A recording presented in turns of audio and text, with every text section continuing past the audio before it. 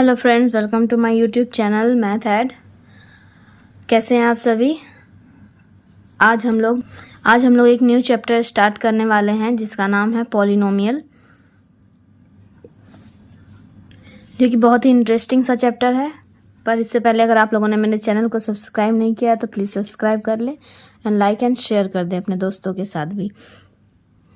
तो चलिए अब हम लोग स्टार्ट करते हैं पॉलिनोमियल।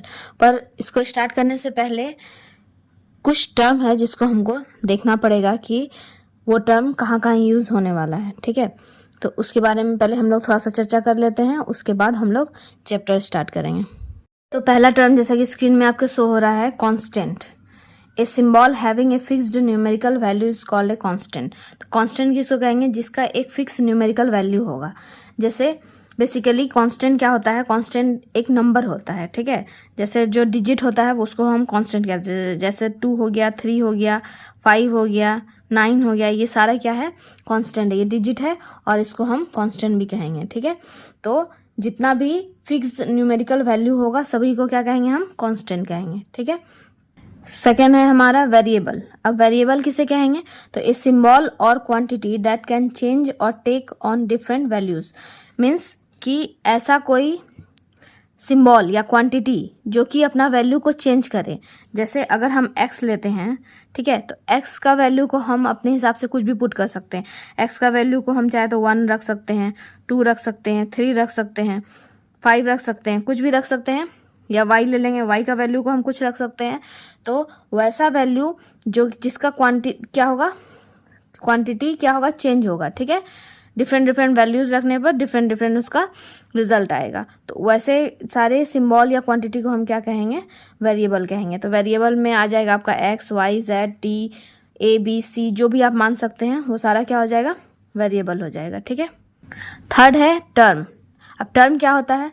तो टर्म तो चाहे तो कांस्टेंट को ले लेंगे या वेरिएबल को ले लेंगे या दोनों के प्रोडक्ट को हम टर्म मान सकते हैं। जैसे कि अगर हम सिर्फ 2 को लेते हैं तो 2 भी एक टर्म है, ठीक है। अगर हम y लेते हैं तो y भी एक टर्म है। ये कांस्टेंट है और ये वेरिएबल है। तो ये कांस्टेंट वाला को भी हम टर्म मान सकते हैं और ये वेरिएबल वाला को भी हम टर्म मान सकते हैं। या दोनों के प्रोडक्ट मीन्स 2y को भी हम क्या मान सकते हैं? टर्म मान सकते हैं। 3z इसको भी हम टर्म मान सकते हैं, ठीक है। तो टर्म इस क्लियर हो गया कि टर्म किसे कहेंगे। तो कांस्टेंट, वेरिएबल और टर्म क्लियर हो गया, ठीक है। अब हम देखते हैं, एक है हमारा अलजेब्राइक एक्सप्रेशन, ठीक है। अब अलजेब्राइक एक्सप्रेशन क्या हो जाएगा? अलजेब्राइक एक्सप्रेशन है कि कॉम्बिनेशन ऑफ टर्म, मीन्स कि ये जो टर्म हम लिखे हैं इसका कॉम्बिनेशन यानी ग्रुप ऑफ टर्म, ठीक है, by the operation such as plus, minus, into, divide etcetera are called algebraic expression. Means अगर हम इस तरह से लिखते हैं कॉम्बिनेशन ऑफ टर्म, मीन्स अगर हम ऐसा लिख देते हैं 2x + 3y + z, तो ये क्या हो गया? ये कॉम्बिनेशन ऑफ टर्म है, यानी एक टर्म ये है, एक टर्म ये है और एक टर्म ये है। तो 3 टर्म का कॉम्बिनेशन है और किससे जुड़ा हुआ है? प्लस से जुड़ा हुआ है। तो इस पूरे एक्सप्रेशन को क्या कहेंगे? हम अलजेब्राइक एक्सप्रेशन कहेंगे, ठीक है। आप कुछ दूसरा एग्जांपल भी ले सकते हैं, जैसे 5a - 2b + c, ये जो लिए ये भी क्या है? कॉम्बिनेशन ऑफ टर्म है। देखिए 3 टर्म का कॉम्बिनेशन है, या 2 टर्म का कॉम्बिनेशन भी ले सकते हैं। जैसे सिंपल 5a - 2b भी ले सकते थे, तो 2 टर्म का कॉम्बिनेशन हो जाता, ठीक है। और वो किससे जुड़ा हुआ है? प्लस और माइनस से जुड़ा हुआ है, ठीक है। तो इस तरह से प्लस, माइनस, इनटू, डिवाइड से जो भी टर्म जुड़ा रहेगा उस पूरे ग्रुप को क्या कहेंगे? हम अलजेब्राइक एक्सप्रेशन कहेंगे, ठीक है। आई होप आप लोग को समझ में आ गया हो। अब हम लोग चलते हैं पॉलिनोमियल पे। ये कुछ टर्म था जिसको ध्यान में रखना ज़रूरी था क्योंकि आगे पॉलिनोमियल में इसका इस्तेमाल होगा, ठीक है। चलिए पॉलिनोमियल अब देखते हैं। पॉलिनोमियल का क्या दिया हुआ है? An algebraic expression consisting of variables, coefficients and non negative integers exponents are called polynomial. Polynomial भी वही है, जो अलजेब्राइक एक्सप्रेशन जो हम लोग लिखना सीखें उसी को हम पॉलिनोमियल कह सकते हैं, ठीक है। तो कह रहा है एन अलजेब्राइक एक्सप्रेशन, मान लीजिए ये एक अलजेब्राइक एक्सप्रेशन है, ठीक है। इसमें क्या क्या है? वेरिएबल है, कोफिशिएंट है, ठीक है, और नॉन नेगेटिव एक्सपोनेंट की बात कर रहा है। जैसे देखिए यहाँ पर अगर हम एक्सपोनेंट मतलब क्या होता है, पावर होता है। किसी भी वेरिएबल के ऊपर जो पावर रहेगा, जैसे देखिए ये वेरिएबल है x, इसके ऊपर जो पावर अगर हम लगा देते हैं 2, तो ये क्या हो गया, इसका एक्सपोनेंट हो गया, ठीक है, एक्सपोनेंट, इसको एक्सपोनेंट कहते हैं। जो पावर चढ़ा हुआ रहता है किसी भी वेरिएबल के ऊपर उसको क्या कहते हैं, हम एक्सपोनेंट कहते हैं। तो ठीक है, तो ये क्या होना चाहिए, एक्सपोनेंट क्या होना चाहिए, नॉन निगेटिव आना चाहिए, मतलब निगेटिव नहीं होना चाहिए, फ्रैक्शन में नहीं होना चाहिए। ये एक्सपोनेंट कैसा होना चाहिए, होल नंबर में आना चाहिए। तो ये क्या कहलाएगा, पूरा पूरा ये अलजेब्रिक एक्सप्रेशन क्या कहलाएगा, पॉलिनोमियल कहलाएगा। ठीक है,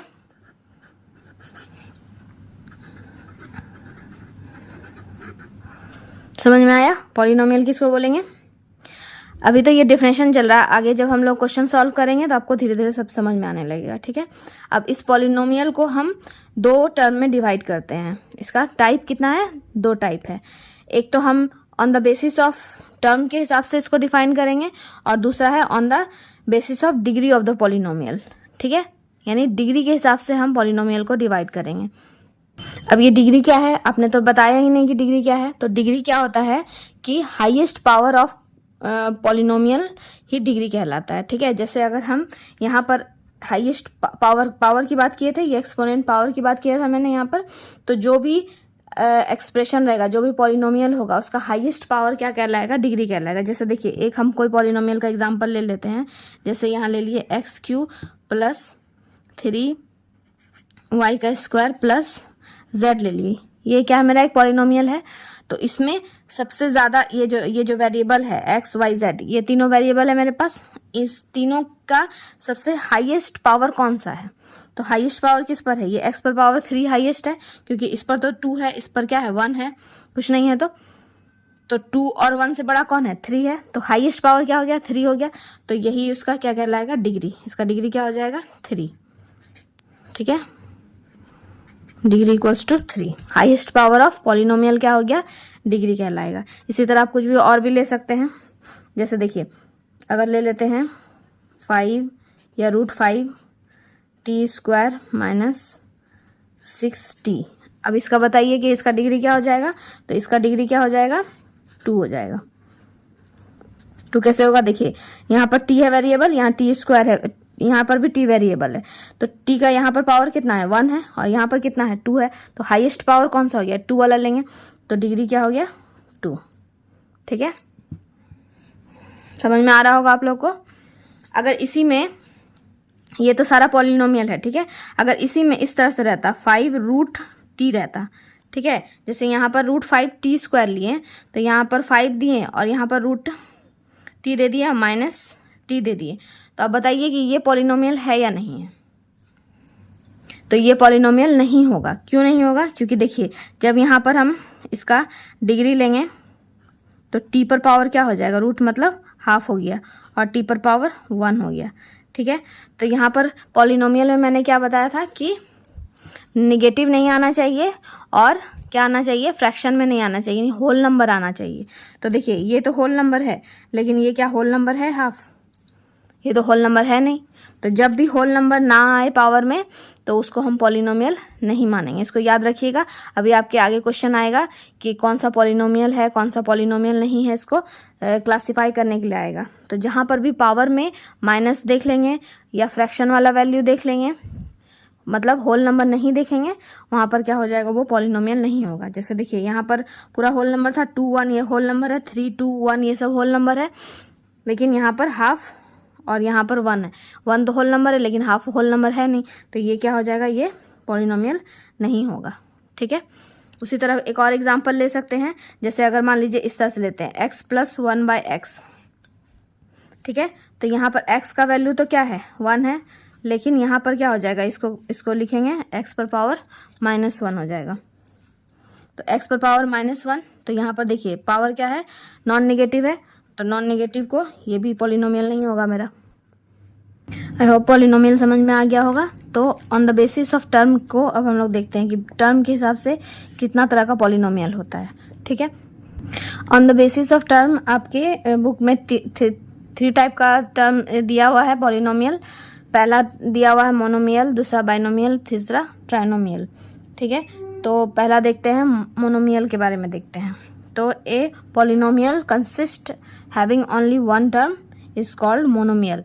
मीन्स जिसमें एक टर्म रहेगा उसको क्या कहेंगे हम, मोनोमियल कहेंगे। जैसे देखिए अगर एक टर्म की बात करते हैं तो एक टर्म तो 2 भी हो सकता है, या फिर सिर्फ y भी हो सकता है, या 3z भी हो सकता है। ये सब में क्या है, एक एक टर्म ही है, अलग अलग टर्म है नहीं, क्योंकि मतलब ये प्लस और माइनस से तो जुड़ा हुआ है नहीं।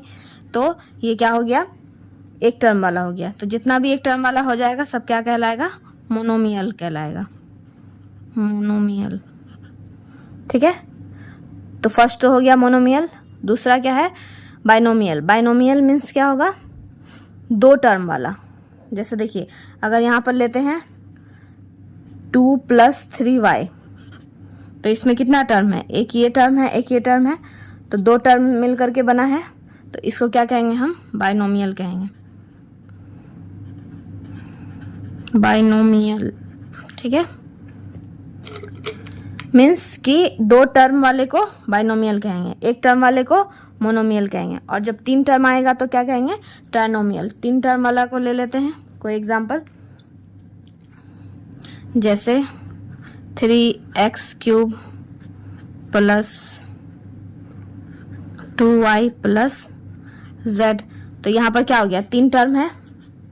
ठीक है, तो इस 3 टर्म वाले को क्या कहेंगे हम, ट्राइनोमियल।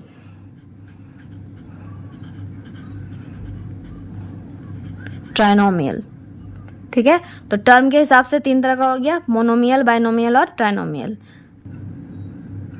सेकेंड क्या है, on the basis of degree of the polynomial. Degree of the polynomial मैंने बता दिया, highest power of polynomial degree कहलाता है। तो अब डिग्री के हिसाब से किस तरह से डिवाइड करेंगे, तो डिग्री के हिसाब से भी 3 तरह का डिवाइड कर सकते हैं। डिग्री के हिसाब से जो है 3 तरह का डिवीजन है, पहला है लीनियर, दूसरा है क्वाड्रेटिक और तीसरा है क्यूबिक। ठीक है, जब पावर में 1 रहे, means a polynomial having power 1 या degree 1 is called linear polynomial.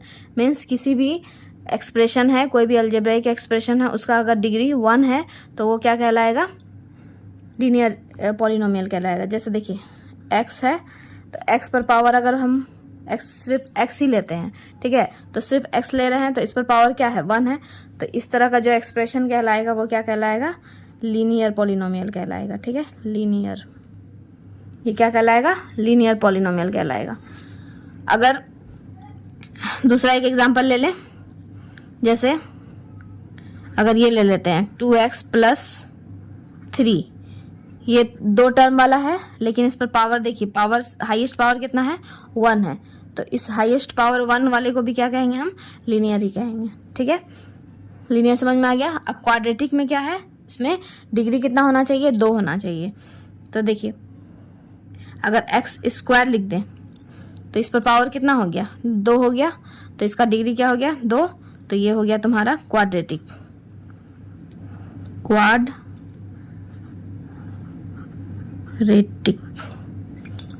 ठीक है, इसी तरह का कुछ और एक्सप्रेशन भी ले सकते हैं, जैसे कुछ और मान लीजिए,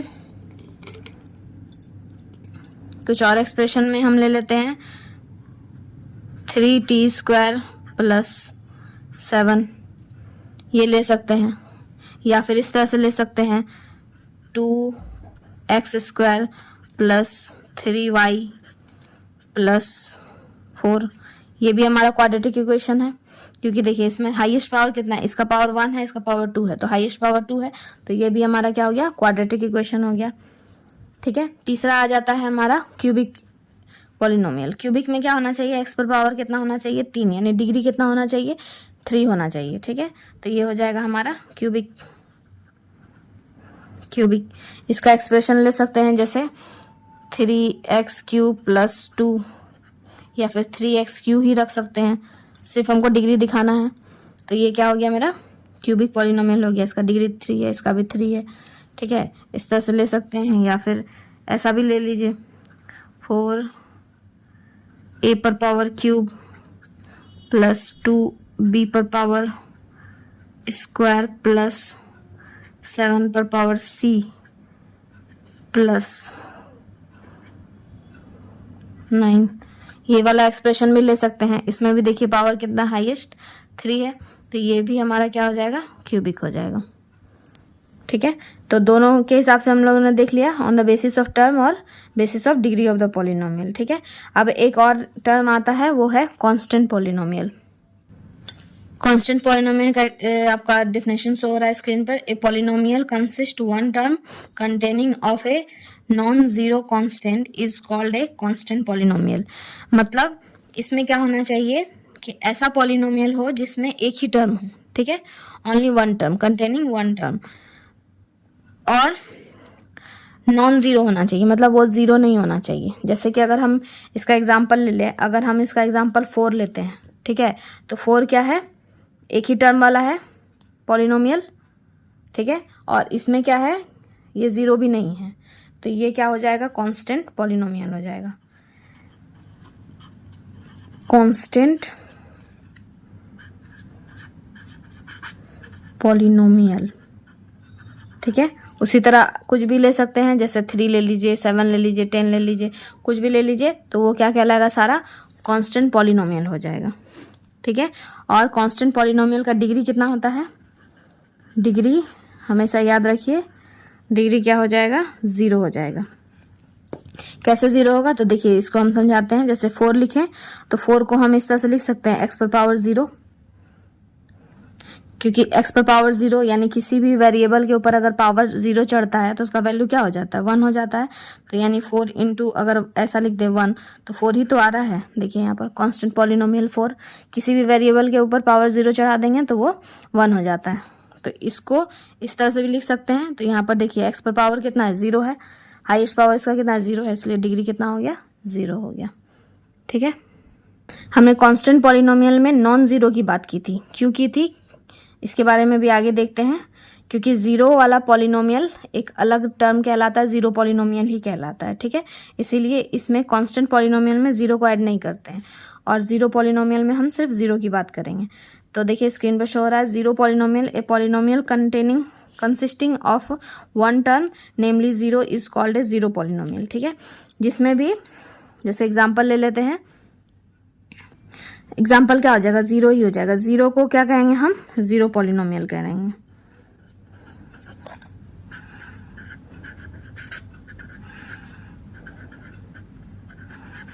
ठीक है, 0 को क्या कहेंगे, 0 पॉलिनोमियल। ठीक, अब इसकी डिग्री की बात अगर करें, इसकी डिग्री की अगर बात करते हैं तो इसकी डिग्री क्या हो जाएगी, नॉट डिफाइंड होता है। 0 पॉलिनोमियल का डिग्री हमेशा क्या हो जाएगा, नॉट डिफाइंड। ठीक है, इसको याद रखना है, क्या हो जाएगा, डिग्री नॉट डिफाइंड। ठीक है, अब ये नॉट डिफाइंड भी क्यों होता है, इसको भी अगर आपको समझना है, जैसे अगर आप बोलिएगा कि इसको भी तो हम इस तरह से लिख सकते हैं, x पर पावर 0। ठीक है, जैसे इसको हमने लिखा, यहाँ 4 को लिखा हमने 4 इंटू एक्स पर पावर 0, तो 0 इंटू एक्स पर पावर 0 भी तो लिख सकते हैं। लेकिन सिर्फ यही नहीं लिखाएगा, इसके लिए इसको 0 के साथ किसी चीज़ को भी इंटू करेंगे तो भी वो 0 ही होगा। जैसे x पर पावर 1 को भी अगर हम लिखते हैं इंटू के साथ, तो भी ये क्या, इसका पूरा वैल्यू क्या आएगा, 0 ही आएगा। इसको अगर इस तरह से लिखते हैं स्क्वायर करके तो भी 0 ही आएगा, क्यूब करके लिखेंगे तो भी 0 आएगा। अगर मान लीजिए इसमें x पर पावर 1000 भी चढ़ा देंगे तो भी इसका वैल्यू क्या आएगा, 0 ही आएगा। इसीलिए इसके डिग्री को हम क्या कर सकते हैं, डिफाइन नहीं कर सकते हैं। ठीक है, चलिए यहाँ तक हम लोगों ने सारे टर्म को देख लिया। अब इसी के बेसिस पे अब हम लोग कुछ क्वेश्चन देखते हैं जो कि आपके एक्सरसाइज में दिया गया है। ठीक है, ताकि हमारा जो भी डाउट रहे वो क्लियर हो जाए। आपके एक्सरसाइज में फर्स्ट क्वेश्चन दिया गया है, which of the following expression are polynomial in one variable and which are not. पूछ रहा है कि 1 वेरिएबल वाला कौन सा पॉलिनोमियल है। ठीक है, इसके बारे में बताना है। तो 1 वेरिएबल वाला पॉलिनोमियल, 1 वेरिएबल वाला पॉलिनोमियल का मतलब हो गया कि सिर्फ एक ही वेरिएबल को दिखाना, चाहे तो उसमें x रहेगा, चाहे y रहेगा, चाहे z रहेगा, कोई भी एक ही टर्म रहना चाहिए, कोई भी एक ही वेरिएबल रहना चाहिए। तो वो क्या कहलाएगा, आपका पॉलिनोमियल इन 1 वेरिएबल। ठीक है, मतलब अगर x है तो सिर्फ x ही रहेगा उस पॉलिनोमियल में, y है तो सिर्फ y ही रहेगा। ठीक है, तो पहला क्वेश्चन जैसा कि स्क्रीन पे शो हो रहा है, देखिए पहला क्वेश्चन दिया हुआ है 4x² माइनस 3x प्लस 7। तो पूछ रहा है कि क्या ये पॉलिनोमियल है इन 1 वेरिएबल। तो देखिए 1 वेरिएबल की बात कर रहा है, तो यहाँ पर वेरिएबल देखते हैं पहले। तो ये तो कांस्टेंट है, ये वाला वेरिएबल है, तो वेरिएबल मेरा क्या है, x है, ठीक है। यहाँ पर भी देखिए x है और यहाँ पर कुछ नहीं है तो x पर पावर 0 लिख सकते हैं। तो यानी पूरा जो एक्सप्रेशन है ये मेरा x के टर्म में ही दिया हुआ है। तो पूछ रहा है कि ये है या नहीं, तो हम क्या कहेंगे कि ये है पॉलिनोमियल, ठीक है। सेकंड दिया हुआ है, फर्स्ट वाला तो पॉलिनोमियल हो गया, सेकंड वाला देखिए y² प्लस √2 दिया हुआ है। तो यहाँ पर भी वेरिएबल क्या है मेरा, सिर्फ y है, तो ये भी पॉलिनोमियल इन वन वेरिएबल हो जाएगा। तो इसको भी क्या लिख देंगे, यस, एक ही टर्म में है इसलिए लिख दिए। अब यहाँ पर देखिए, यहाँ पर टर्म तो एक ही है, मतलब वेरिएबल आपको एक ही दिया हुआ है, t ही दिया हुआ है, लेकिन यहाँ पर देखिए t पर पावर क्या है, हाफ है। इसको इस तरह से लिख सकते हैं 3t⁻½ प्लस t√2, ये लिख सकते हैं हम इसको। तो देखिए यहाँ पर t पर पावर कितना है, हाफ है। मैंने पहले भी बताया कि जब भी किसी भी वेरिएबल के ऊपर पावर अगर फ्रैक्शन में रहे, नेगेटिव रहे, तो वो पॉलिनोमियल ही नहीं होता है। तो यहाँ पूछा है कि पॉलिनोमियल इन वन वेरिएबल है या नहीं। वन वेरिएबल का तो बात ही बाद में है, पहले ये पॉलिनोमियल ही नहीं है, तो इसको क्या लिखेंगे, नो, ठीक है। उसी तरह इसको भी देखते हैं, इसमें भी देखिए वही सेम कंडीशन है कि यहाँ पर 2 × y पर पावर -1 इसको लिख सकते हैं, इस एक्सप्रेशन को इस तरह से। तो इस पर भी पावर देखिए क्या है, -1 में है, यानी निगेटिव वाला टर्म है, तो फ्रैक्शन और निगेटिव नहीं होना चाहिए। तो ये भी क्या हो जाएगा, पॉलिनोमियल ही नहीं है, ठीक है, इसको नो लिख देंगे। अब इसमें देखिए ये तो पॉलिनोमियल है क्योंकि होल नंबर में दिया हुआ पावर, लेकिन यहाँ पर देखिए वेरिएबल अलग अलग है, इसमें x है, इसमें y है, इसमें t है। तो ये तीनों अलग अलग वेरिएबल दिया हुआ है, तो एक ही वेरिएबल में हमको सेलेक्ट करना था, तो ये भी क्या हो जाएगा, नो, ठीक है। आज के लिए यहीं तक रखते हैं, इसके आगे का क्वेश्चन नेक्स्ट दिन देखेंगे हम लोग। आगे हमको और भी क्या करना है, क्लासिफाई करना है, लीनियर कौन सा है, क्वाड्रेटिक कौन सा है, डिग्री निकालना है, ठीक है। तो बाकी जो मैंने इंट्रोडक्शन था वो मैंने आपको समझा दिया है, आगे इससे रिलेटेड क्वेश्चन सब हम लोग नेक्स्ट दिन देखेंगे। Thank you.